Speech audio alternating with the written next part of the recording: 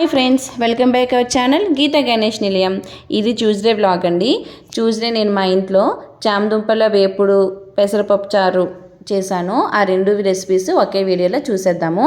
ముందుగా చామదుంపల్ని బాగా వాష్ చేసుకోవాలండి. ఎక్కువ మట్టి ఉంటుంది కదా, బాగా కడుక్కున్న తర్వాత కుక్కర్లో వాటర్ వేసుకొని ఉప్పు వేసుకొని మూత పెట్టేసి 3 లేదంటే 4 విజిల్స్ అయితే ఉంచుకోవాలి. ఇవి చాలా ఫ్రెష్గా ఉన్నాయి కదా, నేను అందుకని 2 విజిల్సే ఉంచాను. 2 విజిల్స్కే బాగా ఉడికిపోయాయి నాకు. తర్వాత కూరకిను పెసరపప్పు చారుకి ఆనియన్స్ తీసుకున్నానండి. ఇలాగ 3 ఆనియన్స్ తీసుకుని చిన్న చిన్న ముక్కలుగా కట్ చేసుకున్నాను. తర్వాత పచ్చిమిరపకాయలు 3 తీసుకొని కట్ చేసుకున్నాను పెసరపప్పు కోసం. ఈలోగా పెసరపప్పు చారు కోసం కళాయిలో ఈ గ్లాస్తో 1.5 గ్లాసు పెసరపప్పు తీసుకున్నాను. పెసరపప్పు బాగా డ్రై రోస్ట్ చేసుకోవాలని. డ్రై రోస్ట్ చేసుకుంటే మంచి అరోమా వస్తూ ఉంటుందండి, స్మెల్ వస్తూ ఉంటుంది. ఈ విధంగా కొంచెం రంగు మారేంత వరకు వేపుకోవాలండి. వేపుకున్న తర్వాత దానిలో వాటర్ పోసి బాగా కడుక్కోవాలి.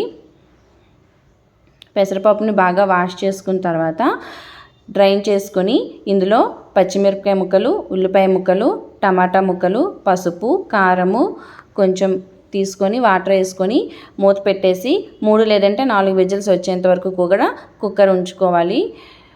ఈలోగా చామదుంపలు ఉడికిపోయాయి. చామదుంపల్ని ఇలాగా తొక్కలు తీసుకొని ముక్కలుగా కట్ చేసుకున్నానండి. ఈలోగా పప్పు కూడా ఉడికిపోయింది. పప్పుని ఇలాగా మెదుపుకోవాలి. పెసరపప్పు చారు కోసం పెసరపప్పు మెత్తగా ఉడికితేనే రుచి బాగుంటుంది.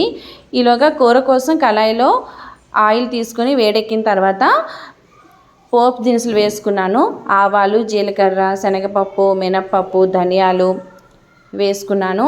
అవి వేగిన తర్వాత ఎండుమిరపకాయలు ముక్కలు చేసి వేసుకోవాలి. ఎండుమిరపకాయలు ఆయిల్లో బాగా వేగనివ్వాలి. వేగిన తర్వాత వెల్లుల్లిపాయలు దంచి వేసుకోవాలి. వెల్లుల్లిపాయలు దంచి వేసుకుంటే చాలా బాగుంటుందండి చామదుంపల వేపుడికి. అవి తిన్నా కూడా చాలా రుచిగా ఉంటుంది.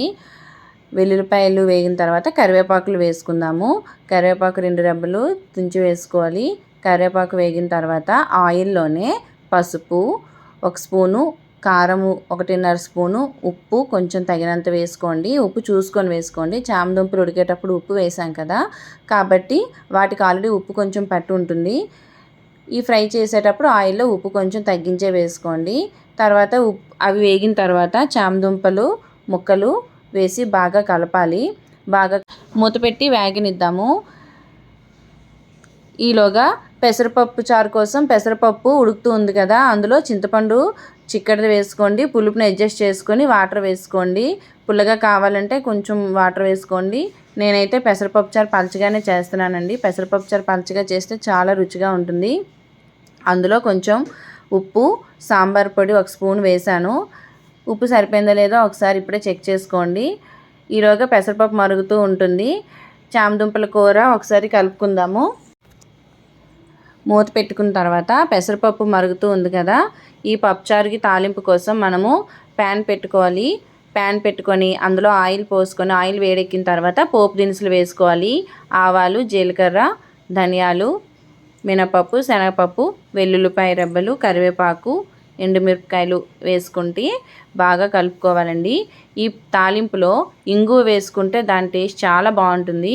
పెసరపప్పు చారుకైనా కందిపప్పు చారుకైనా దేనికైనా ఇంగువ చాలా ఇంపార్టెంట్. తర్వాత ఆనియన్ వేసుకొని బాగా వేగనివ్వాలి. ఆనియన్ కొంచెం రంగు మారిన తర్వాత ఈ పెసరపప్పుని ఈ తాలింపులో కలిపేద్దాము. కలిపేశాక పెసరపప్పు చారు రెడీ అయిపోతుంది. ఈలోగా చామదుంపల కూర కూడా బాగా వేగిపోయింది. చూసారా ఎంత చక్కగా వేగిందో.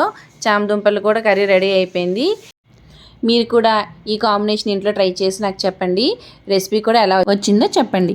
నా ఛానల్ని సబ్స్క్రైబ్ చేయండి, లైక్ చేయండి, షేర్ చేయండి. Bye bye.